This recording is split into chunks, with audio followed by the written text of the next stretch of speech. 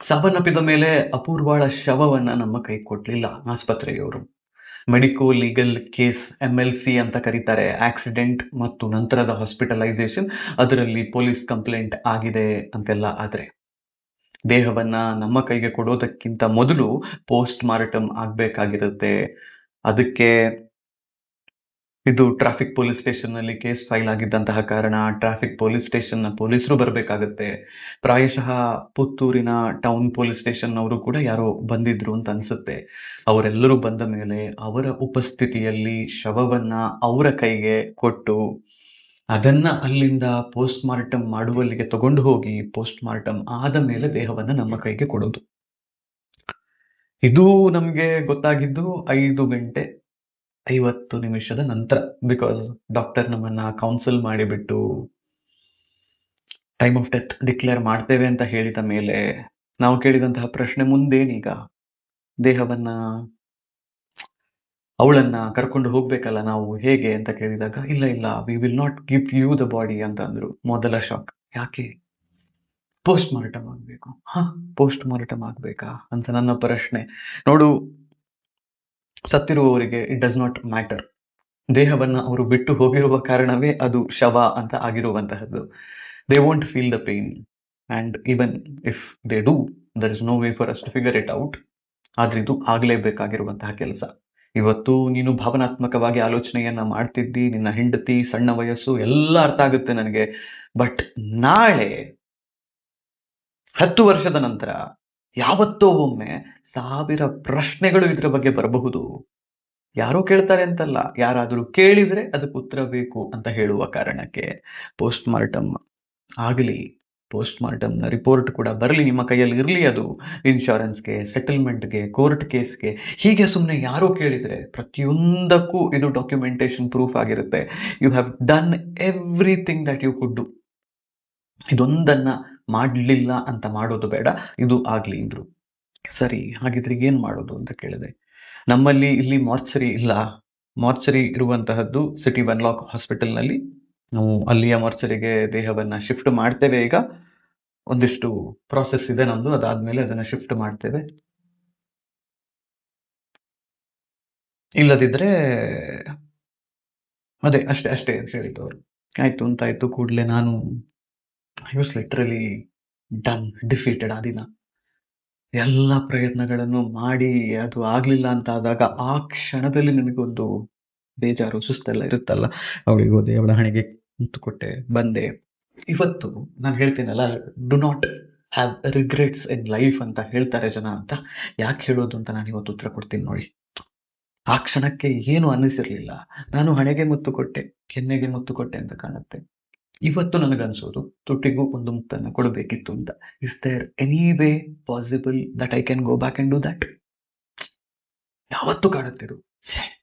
This was our thing. I mean, not overly sexualising it or anything like that, but this was our thing. A kiss on the lips. ಕೊಡ್ಲಿಲ್ಲ. ಆ ಕ್ಷಣಕ್ಕೆ ಕೊಡಬೇಕು ಅಂತ ಅನ್ನಿಸ್ಲಿಲ್ಲ. ಆ ಕ್ಷಣಕ್ಕೆ ಒಂದು ಮಗುವನ್ನ ಕಳೆದುಕೊಂಡ ತಂದೆಯ ಫೀಲಿಂಗ್, ಹೆಂಡತಿಯನ್ನ ಕಳೆದುಕೊಂಡಂತಹ ಗಂಡನಾದ ನನ್ನಲ್ಲಿತ್ತು. I don't know what do you define it, how do you name it. ಕರ್ಮ ಅಂತ ಹೇಳಬಹುದು. ನನ್ನದು ಅವಳದ್ದು ಯಾವುದೋ ಜನ್ಮದಲ್ಲಿ ತಂದೆ ಮಗುವಿನ ಸಂಬಂಧ ಇತ್ತು. I don't no. ನಾನು ಯಾವುದೋ ಮುಂಚಿನ ವಿಡಿಯೋದಲ್ಲಿ ಹೇಳಿದ್ದೇನೆ, ಅವಳು ಏನೇ ಮಾಡಿದ್ರು ಉತ್ತರವನ್ನ ಕೊಡ್ಲಿಲ್ಲ, ಏನೇ ಮಾಡಿದ್ರು ಮಾತಾಡ್ಲಿಲ್ಲ, ಏನೇ ಮಾಡಿದ್ರು ಮೂಮೆಂಟ್ ಅನ್ನ ತೋರಿಸ್ಲಿಲ್ಲ ಅಂತ ಆದಾಗ ಯಾವುದೋ ಒಂದು ಕ್ಷಣದಲ್ಲಿ ಒಂದರಿ ಮಾತಾಡು ಮಗಳೇ ಅಂತ ಹೇಳುವಂತಹದ್ದು ನನ್ನ ಬಾಯಿಂದ ಬಂದಿದೆ. ಅದು ಯಾಕೆ ಬಂತು ಗೊತ್ತಿಲ್ಲ. But nothing is an accident ಅಂತ ಹೇಳೋದು ನನಗನ್ಸುತ್ತೆ. So anyways, continuing there. I was literally defeated. ಅವಳನ್ನ ಕೊನೆಯ ಬಾರಿಗೆ ನೋಡಿ ಮಾತಾಡಿಸಿ ಆಯ್ತು ಅಂತಂದ್ರೆ ಹೇಳಿ, ನಾವಿನ್ನು ವ್ರ್ಯಾಪ್ ಮಾಡ್ತೀವಿ ದೇಹವನ್ನ ಅಂತ ಅವ್ರು ಹೇಳಿದ್ರು. ನೋಡೋಕೆ ಬರೋರು ಯಾರಾದ್ರೂ ಇದ್ದಾರೆ? ಇಲ್ಲ, ನಾವು 3 ಜನ ಬಂದಿದ್ದದ್ದು, ಇಷ್ಟೇ ಜನ. ಜಸ್ಟ್ ವ್ರ್ಯಾಪರ್ ಅಪ್ ಅಂತ ಅಂದ್ವಿ, ಮೇಲಕ್ಕೆ ಹೋದ್ವಿ ನಮ್ಮ ರೂಮಿಗೆ. ಮತ್ತೆ 7:17 ಎಲ್ಲ ನರ್ಸಿಂಗ್ ಸ್ಟಾಫ್ ಅಲ್ಲಿ 7th ಫ್ಲೋರ್ನವರು ಬರುವುದನ್ನು ನೋಡಿದ್ರು ನಮ್ಮನ್ನ. ಅವರಿಗೂ ಏನಾಗಿದೆ, ICU-ನಲ್ಲಿರುವಂತಹ ಪೇಷಂಟು ತುಂಬಾ ದಿನಗಳ ಕಾಲ ಇದ್ದ ಕಾರಣ ಒಂದು ಆತ್ಮೀಯತೆ. ಎಲ್ಲ ಮುಗೀತು, ಹೋಗಿಬಿಟ್ಲು ಅಂತಂದೆ. ಸಾವನ್ನ ಅವರು ತುಂಬಾ ನೋಡಿರ್ತಾರೆ. ಅವ್ರೇನು ರಿಯಾಕ್ಟ್ ಮಾಡೋದು ಅರ್ಥ ಆಗ್ಲಿಲ್ಲ ಅವರಿಗೂ ಕೂಡ. ದೇ ವರ್ ಲೈಕ್ ಸಾರಿ ಅಷ್ಟೇ, ಮತ್ತೆ ಇನ್ನೇನ್ ಮಾಡೋಕ್ಕಾಗುತ್ತೆ. ನಾವು ಬಂದು ನಮ್ಮ ರೂಮಿನ ಹೊರಗಡೆ ಇರುವಂತಹ ಸೋಫಾ ಸೆಟ್ ಒಂದಿದೆ, ಅಲ್ಲಿ ಕೂತ್ವಿ. ಹೀಗೀಗೆ ಕತೆ ಅಂತ ನನ್ನ ಭಾವನಿಗೆ, ಅಪೂರ್ವಳ ಭಾವ ಒಬ್ರು ಥೊರಾಸಿಕ್ ಸರ್ಜನ್ ಇದ್ದಾರೆ ಅಂತಂದ್ರಲ್ಲಿ, ಅವ್ರಿಗೆ ಕಾಲ್ ಮಾಡಿ ಹೇಳಿದೆ, ದೇಹವನ್ನು ಎಲ್ಲಿಗೆ ಶಿಫ್ಟ್ ಮಾಡ್ತಾರಂತೆ ಅಂತಂದ್ರು. City Wenlock hospital.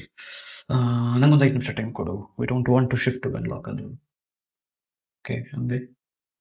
ಕಾಲ್ ಮಾಡಿದ್ವಿ ಮತ್ತೆ ಒಂದು 5 ನಿಮಿಷ, ದೇಹವನ್ನ ಎಲ್ಲೂ ತಗೊಂಡು ಹೋಗ್ಬೇಡಿ, ಇಡಿಯಲ್ಲೇ ಅಂತ. ಇಲ್ಲ ತಗೊಂಡು ಹೋಗ್ಲಿಕ್ಕಿಂತ ಮುಂಚೆ ಅವ್ರ ಆಧಾರ್ ಕಾರ್ಡ್ ಬೇಕು, ನಿಮ್ಮ ಆಧಾರ್ ಕಾರ್ಡ್ ಬೇಕು ಅಂತ ಒಂದಿಷ್ಟು ಡಾಕ್ಯುಮೆಂಟ್ ಅನ್ನ ಕೇಳಿದ್ರು.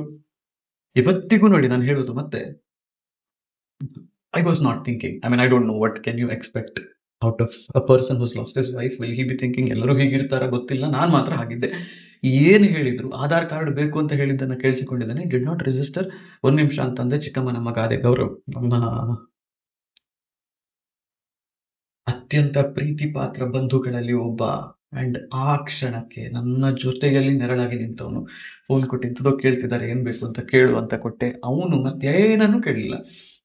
I mean he had access to everything. ನನ್ನ ಡಾಕ್ಯುಮೆಂಟ್ಗಳಿಗೆ, ಅವಳ ಡಾಕ್ಯುಮೆಂಟ್ಗಳಿಗೆ ಎಲ್ಲವೂ ಕೂಡ ಅಲ್ಲೇ ನಮ್ಮ ರೂಮಲ್ಲೇ ಇತ್ತು. And he knew it because everything he has been doing for the last 130 days or 134 days.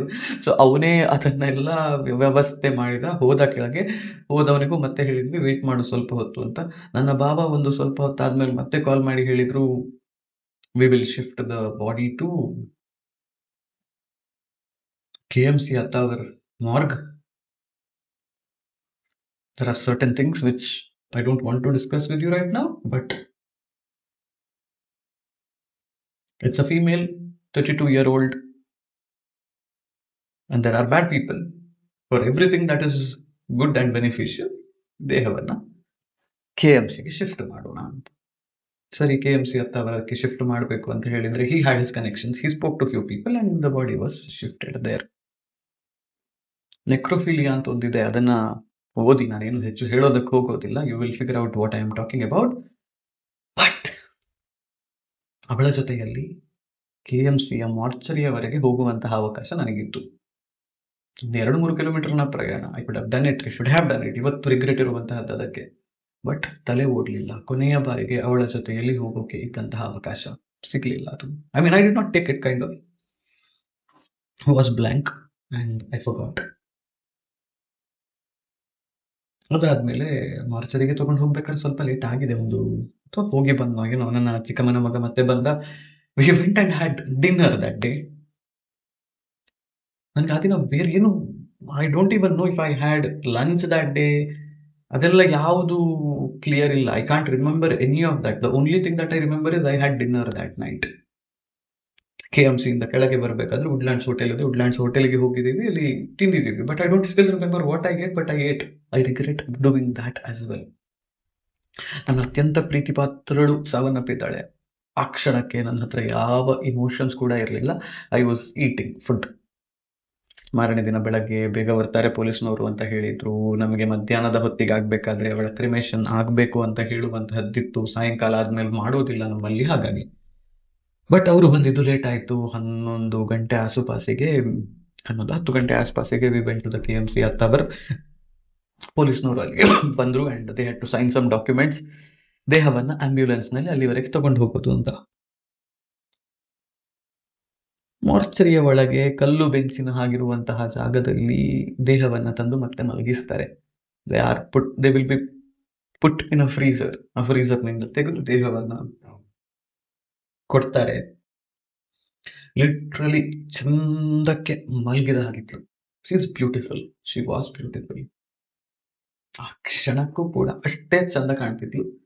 ಸ್ವಲ್ಪ ಸಹಾಯ ಬೇಕು ನಿಮ್ದು ಅಂತ ಅಂದ್ರು. ನಾವು ಕೈ ಕೊಟ್ವಿ. ನನ್ನ ಅಪ್ಪ ಹೋದ್ರು ಮುಂದೆ. ನನ್ನ ಭಾವ, ಅದೇ ಸರ್ಜನ್ ಇದ್ದಾರಲ್ಲ, ಅವರು ಇದ್ರು, ಅವರು ಬಂದ್ರು ಅಂತ ಕಾಣ್ತದೆ. Can't recollect again. ದೇಹವನ್ನ ಅಲ್ಲಿ ಹಾಕಿ ಆಯ್ತು. ಆಂಬ್ಯುಲೆನ್ಸ್ ಡ್ರೈವರ್ ಹೊರಡೋದಕ್ಕಿಂತ ಮುಂಚೆ ಹೇಳಿದ, ಹೊರಡುವುದಕ್ಕೆ female patient, female cadaver, dead body, whatever you call it, ಒಟ್ಟಿಗೆ ಹೆಂಗಸರೇ ಒಬ್ರು ಬರಬೇಕು ಅಂತ. ಇದು ನಮ್ಗೆ ಗೊತ್ತಿತ್ತು ಮುಂಚೆ. ಸೊ ಹಾಗಾಗಿ ಅಪೂರ್ವಾಳ ಇನ್ನೊಬ್ರು ಅತ್ತಿಗೆ, ವೀಣಾ ಶಾಸ್ತ್ರಿ ಅಂತ ಅವರ ಹೆಸರು. ಅವ್ರ ವಿಡಿಯೋವನ್ನು ನೋಡ್ತಾರೋ ಇಲ್ವೋ ಗೊತ್ತಿಲ್ಲ, ನಾನು ಹಾಗೆ ಅವರಿಗೆ ಶೇರ್ ಮಾಡೋದಕ್ಕೆ ಹೋಗೋದಿಲ್ಲ. ಬಟ್ ಅವರು ಬಂದು ನಮ್ಮ ಜೊತೆಗೆ ಅಲ್ಲಿ ವಿಟ್ನೆಸ್ ಸಿಗ್ನೇಚರ್ ಎಲ್ಲ ತಗೊಳ್ಳೋದಕ್ಕಿರುತ್ತೆ, ಅದಕ್ಕೆ ಅವ್ರು ಬಂದಿದ್ದಿತ್ತು ಆಕ್ಚುಲಿ. ಬಟ್ ಶೀ ಟೋಲ್ಡ್, ನಾನು ಅವಳ ಜೊತೆ ಹೋಗ್ತೇನೆ, ತಲೆ ಬಿಸಿ ಬೇಡ, ನೀವೇನು ಆಲೋಚನೆ ಮಾಡ್ಬೇಡಿ, ನಾನು ಅವಳ ಜೊತೆ ಹೋಗ್ತೇನೆ ಅಂತ. ಏನ್ ಅವ್ರು ಎದುರುಗಡೆ ಕೂತ್ಕೊಂಡಿದ್ದಿದ್ರು ಸಾಕಾಗ್ತಿತ್ತು. ಆಂಬ್ಯುಲೆನ್ಸ್ ನಲ್ಲಿ ಪೇಷಂಟ್ ಮಲಗಿಸುವ ಬೆಡ್ಡಿನ ಪಕ್ಕದಲ್ಲಿ ಒಂದು ಸೀಟ್ ಇರುತ್ತೆ, ಅಲ್ಲಿ ಕೂರುವಂತಹ ಅವಕಾಶ ನನಗಿತ್ತು. ತಲೆಗೆ ಓಡ್ಲಿಲ್ಲ, ಲಿಟ್ರಲಿ ತಲೆಗೇನು ಓಡ್ಲಿಲ್ಲ. And I literally wanted to escape that situation ಅಂತ ನನಗೆ ಈಗಲೂ ಅನಿಸುವಂತಹದ್ದು. ನಮ್ಮ ಕಾರಲ್ಲಿ ನಾನು ಹೋಗಿ ಕೂತೆ, ಅವರು ದೇಹವನ್ನ KS ಹೆಗಡೆ ಚಾರಿಟಬಲ್ ಹಾಸ್ಪಿಟಲ್ ದೇರಳಕಟ್ಟೆಗೆ ತಗೊಂಡು ಹೋದ್ರು. ಯಾಕೆ ಅಂದ್ರೆ that is another place where post mortem can be done and there it would get quicker ಅಷ್ಟೇ. ಅಲ್ಲಿಯ ಪೋಸ್ಟ್ ಮಾರ್ಟಮ್ ಎಲ್ಲ ನಡೀತಾ ಇದ್ರೆ ಇನ್ನೊಮ್ಮೆ ಕತೆ ಹೇಳ್ತೇನೆ. But that is also a bad experience in the sense for a patient party ಅಲ್ಲ. ಒಬ್ಬ ಗಂಡನಿಗೆ ತನ್ನ ಹೆಂಡತಿಯ ಪೋಸ್ಟ್ ಮಾರ್ಟಮ್ ಆಗ್ಬೇಕಾದ್ರೆ ಆಗುವಂತಹ ವಿಚಾರಗಳು, ಅದನ್ನು ನೋಡುವಂತಹದ್ದೆಲ್ಲ ತುಂಬಾ ಬೇಜಾರಿನ ಸಂಗತಿ. ಇನ್ನೊಮ್ಮೆ ಹೇಳ್ತೇನೆ ಅದನ್ನ, it is too heavy. But again, ಇಷ್ಟ ಆಗ್ಬೇಕಾದ್ರೆ ಇನ್ನೊಂದು ಅರ್ಧ ಮುಕ್ಕಾಲು ಗಂಟೆ ನಮಗೆ ಟೈಮ್ ಬೇಕು, ಯುಗೋ ಅಂತ ಅವರು ಕಳಿಸ್ತಾರೆ ಅಲ್ಲಿ ಪೋಸ್ಟ್ ಮಾರ್ಟಮ್ ಮಾಡ್ಬೇಕಾದ್ರೆ. ನಾವು ಹೋಗಿ ಸಮನ್ ಟೋಲ್ಡ್ ಅಸ್, ಊಟ ಮಾಡಿ ಹೋಗಿ, ಸುಮ್ಮನೆ ಇಲ್ಲಿ ಕೂರ್ಬೇಡಿ, ಇನ್ನು ಎಲ್ಲ ಆಗ್ಬೇಕಾದ್ರೆ ಸಾಯಂಕಾಲ ಆಗುತ್ತೆ ಅಂತ. ಅಗೇನ್ ನಾಟ್ ಥಿಂಕಿಂಗ್ ಯಾರು ಏನ್ ಹೇಳ್ತಿದ್ದಾರೆ, I am going, I had food. ಅವತ್ತು ಊಟ ಮಾಡಿದ್ದು ಸೌತ್ ಇಂಡಿಯನ್ ಲಂಚ್, ನನ್ಗೆ ನೆನಪಿದೆ. ಬಂದ್ವಿ, ಪೊಲೀಸ್ನವರಿಗೆ ರಿಪೋರ್ಟ್ ಎಲ್ಲ ಸಿಕ್ಕಿತ್ತು, ನಮ್ದೆಲ್ಲ ಸಿಗ್ನೇಚರ್ಸ್ ಅದೆಲ್ಲ ಆಯ್ತು. ದೇಹವನ್ನು ನಿಮ್ಮ ಕೈಗೆ ಹಸ್ತಾಂತರ ಮಾಡ್ತೇವೆ ನಾವಿನ್ನು, ಯು ಕ್ಯಾನ್ ಟೇಕ್ ಇಟ್ ಅಂತ ಅಂದ್ರು. ಸರಿ, ಅಲ್ಲಿಂದ ಮತ್ತೆ ಪೋಸ್ಟ್ ಮಾರ್ಟಮ್ ಆಗಿರುವಂತಹ ದೇಹವನ್ನ ಅಂಡೆಪುಣಿಗೆ ಅಂದ್ರೆ ಅಪೂರ್ವಾಳ ಅಪ್ಪನ ಮನೆಗೆ ಕರ್ಕೊಂಡು ಹೋಗ್ಬೇಕು, ತಗೊಂಡು ಹೋಗ್ಬೇಕು. ಅದೇ ಆಂಬ್ಯುಲೆನ್ಸ್ ನಲ್ಲಿ ಹೋಗೋದು ಅಂತಾಯ್ತು. ಮತ್ತೆ ಪುನಃ ಫಿಮೇಲ್ ಪೇಷಂಟ್ ಬೇಕು ಪಾರ್ಟಿ ಅಂತಂದ್ರು. ವೀಣಕ್ಕ ಇದ್ದವ್ರು ಹೇಳಿದ್ರು ನಾನೇ ಹೋಗ್ತೀನಿ, ಏನು ತಲೆಬಿಸಿ ಬೇಡ ಅಂತ. ಆಗ್ಲೂ ನನಗೆ ಅವಳ ಜೊತೆಯಲ್ಲಿ ಕೂರುವಂತಹ ಅವಕಾಶ, and this was a longer duration, 1.5 ಗಂಟೆ ಅವಕಾಶ ಸಿಕ್ತಿತ್ತು. Did not take it even then. ಮತ್ತೆ ಎಸ್ಕೇಪಿಸಮ್ ಅಥವಾ ಆ ಡಿಟ್ಯಾಚ್ಮೆಂಟ್, ಏನೋ ಒಂದು ಆ ಕ್ಷಣಕ್ಕೆ ಇಷ್ಟೆಲ್ಲ ಮಾಡಿ ಉಳಿಲಿಲ್ಲ ಅವಳು ಅಂತ ಹೇಳುವ ಬೇಜಾರು, ಸಿಟ್ಟು, ಕೋಪವು ಎಂತ ಅಂತ ಅರ್ಥ ಆಗುದಿಲ್ಲ. ಅದೊಂದು unexplainable mental state. But even today, I regret all those decisions.